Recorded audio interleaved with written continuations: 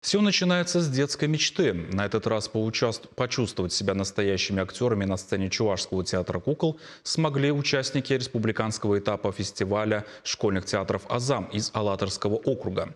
Ребята из детской студии «Театральный сундучок» представили на сцене музыкальную сказку «Волк и семеро козлят» на новый лад. Подробности в репортаже Ольги Мартьяновой. Все участники очень стараются, ведь на кону звание лучших. Юные таланты из Чуварлейской школы Алатырского округа решили по-новому представить известную и любимую с детства сказку. Говорят, поставили ее всего за 2 недели, но репетировали старательно. Однако волнения было не избежать, ведь многие из них впервые побывали в настоящем театре и вышли на большую сцену. Если честно, мне немного страшно, потому что первый раз на такой большой сцене в Чебоксарах.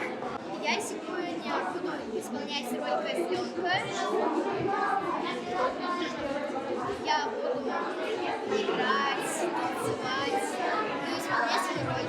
Такие маленькие, но уже такие талантливые и яркие. Своим выступлением ребята смогли удивить и зрителей, и профессиональное жюри.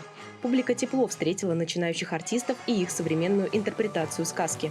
Отличная идея проведения такого фестиваля. Я уверена, что это перерастет в какое-то театральное буйство со временем. Они очень готовятся. Они показывают нам определенные свои творческие работы не только на сцене, но и с точки зрения прикладного искусства. Когда особенно дети выходят по окончании и кланяются, вы знаете, это настолько искренне, настолько с чувством гордости и преисполненного долга, что я говорю, просто, наверное, не все даже, может быть, уже профессиональные актеры могут себе позволить так кланяться. Это стоит увидеть, дай Бог, чтобы это фестиваль продолжался долгие годы.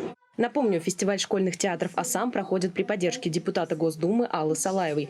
До конца ноября ребята будут демонстрировать свои таланты в театрах республики. Затем на закрытие года счастливого детства члены жюри назовут лучшую школьную постановку.